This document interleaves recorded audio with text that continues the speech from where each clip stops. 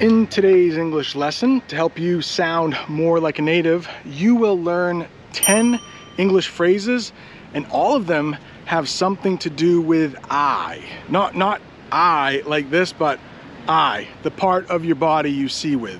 E-Y-E. And today I am in the state of Rhode Island. If you've seen the 3 videos I've done on a road trip, this is one state that I didn't go through. But I'm here today because my son has a hockey tournament. His first game is in about an hour, and I heard there are some falls about 10 minutes away from here, about a 10-minute walk. And when I say some falls, it means waterfall, like water falling. So there are some falls about 10 minutes away, so let's go check it out.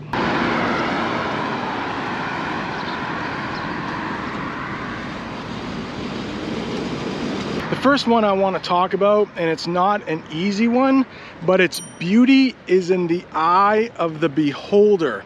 And basically what that means is if you find something beautiful, that might be only your opinion.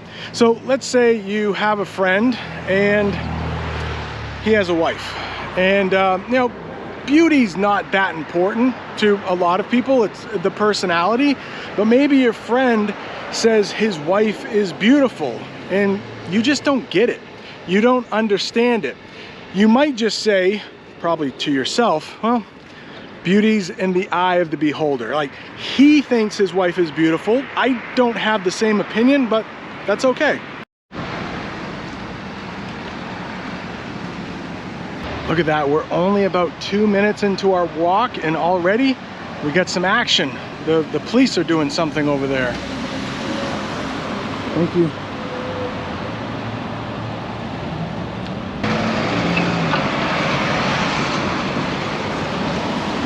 Number 2 is a bird's eye view. A bird's eye view. Think about a bird. A bird flies really high into the air.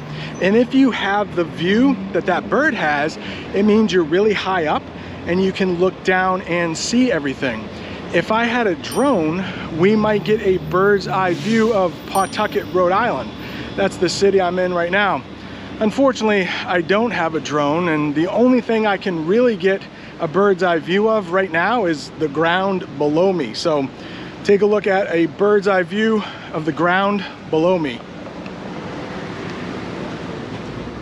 It says we need to take a left on Main Street, and this is Main Street, so let's take a left. Number 3 is the apple of your eye. And I wish I could explain it. I don't know what apple has to do with the phrase, but I do know that the apple of someone's eye is like the person they are most proud of in their life. So oftentimes a parent will say their child is the apple of their eye. People are looking at me as I'm crossing the street. I don't want to get hit by a car either. But the apple of your eye, it might be your child. And on my community tab, I asked the question, how many children do you have? And I was surprised. A lot of the viewers of my channel don't have children at all. So maybe your child, you don't have one. It's not the apple of your eye. If you don't have children, maybe you have a pet. Maybe you have a dog or a cat. Maybe your dog or your cat is the apple of your eye.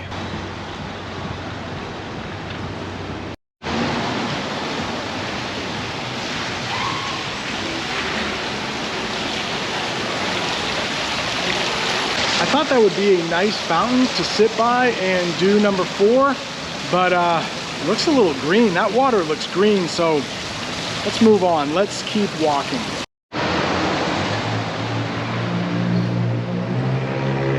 All right, number 4 is a tough one. It's catch somebody's eye. Let's talk about the verb catch for a second. You can catch a ball.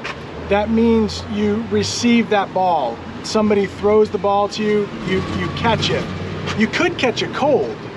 You could get sick. Maybe somebody else has a cold, they're coughing and sneezing, and they could give it to you. You could catch their cold. If you catch somebody's eye, that means you have caught their attention And I know it's a weird way to use that verb catch, but it just means for some reason somebody looks at you. Maybe you probably are very good looking. You might be really good looking. So when you're walking down the street, maybe people look at you a lot because you're so good looking. That means you would catch their eye. Let's pretend you're really talented. I mean, I bet you are really talented. And let's say there is a business looking for someone just like you, and they see you and they want you to work for them. That means you would catch their eye. Okay, number 5 is their eyes were bigger than their stomach. So my stomach is down here. Obviously, you know, eyes. So when you eat something, it's really loud here, right? When you eat too much and you're starting to feel full after, maybe you have 2 cookies, but you only should have had 1 cookie, and then after you feel kind of sick because you ate too much, you can say, oh, my eyes were bigger than my stomach. That happens to a lot of Americans on Thanksgiving. We celebrate Thanksgiving in November. I'm filming this in August, so we have a few months to go before Thanksgiving.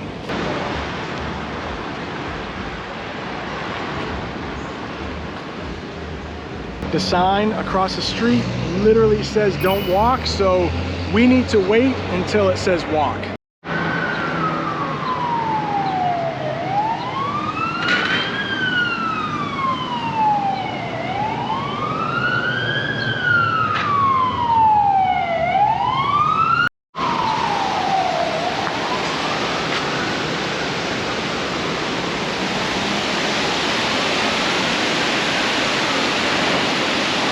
We made it. Kind of cool. There's a little park down there that we will visit in just a minute. But number 6 is to cry your eyes out. This is just another way to say that you are crying really hard. Maybe something really sad has happened and you just keep crying and crying. In a couple weeks, my son is going to be leaving for school. He's going to be staying overnight there. I can imagine that I will be crying my eyes out the night before he leaves.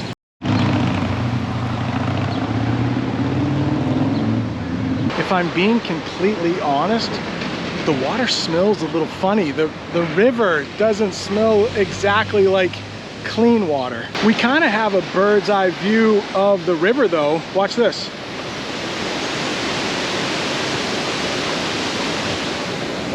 I just can't drop my camera in there. Number 7 is turn a blind eye. That means you know something is happening that is wrong or bad and you ignore it. You pretend it's not there. Let's say you have a friend and they are stealing money from the company they work for, but you don't say anything. You just turn a blind eye because it's your friend.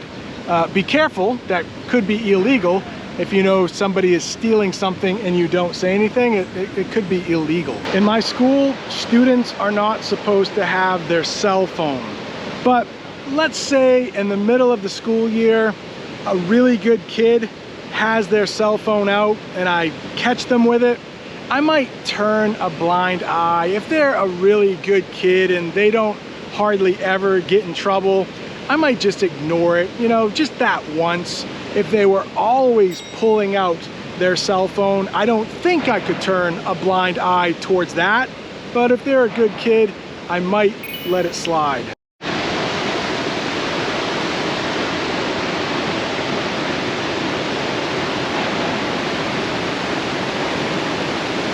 Yeah, this river smells a little polluted, but it doesn't seem like the ducks mind that much. They're still swimming in the water.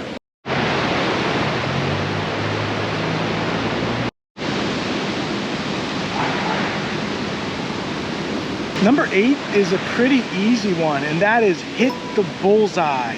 When you hit the bullseye, that means you got something exactly correct. Like I said earlier, I'm filming this in August. Pretty soon, we are going to have to think about snow.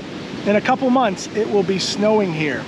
If I predict today that the first day we will have snow is November 8th, and it actually starts snowing on November 8th for the first time, I would have nailed it. I would have hit the bullseye. I would have gotten it exactly correct.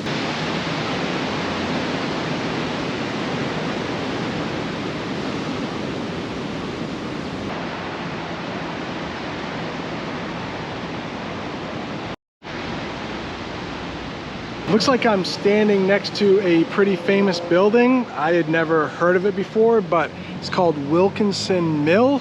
And I guess back in the 1800s, early 1800s, about 1810, they would take cotton and turn it into yarn, which makes me think they were making some kind of clothing or maybe pillows or bed sheets. Number 9 is without batting an eye. Batting is another verb you can use for opening and shutting your eyes.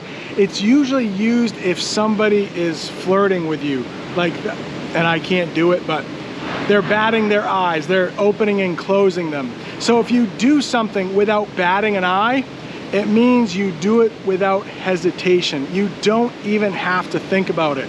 For example, if somebody said to me, hey, you have a free trip to Italy, do you want to take it? I would accept it without batting an eye. I wouldn't even have to think about it. I would say yes right away. Number 10 is I'm going to keep my eye on you. That means I'm going to watch you. Let's take that student I had with their cell phone. Yeah, they pulled out their cell phone. They shouldn't have done it. And maybe I'll keep my eye on them. Make sure that they don't do it again. I'm gonna keep my eye on you. Some of you may know that we just got a puppy in my house, a small dog, and he is always trying to chew things. We always have to keep our eyes on our little dog. His name is Hank, by the way. To keep your eye on something means you're going to watch it closely. If you want even more English, take a look at this lesson I did right at the edge of Canada, right on the Canadian border. Thanks for watching. See you next time.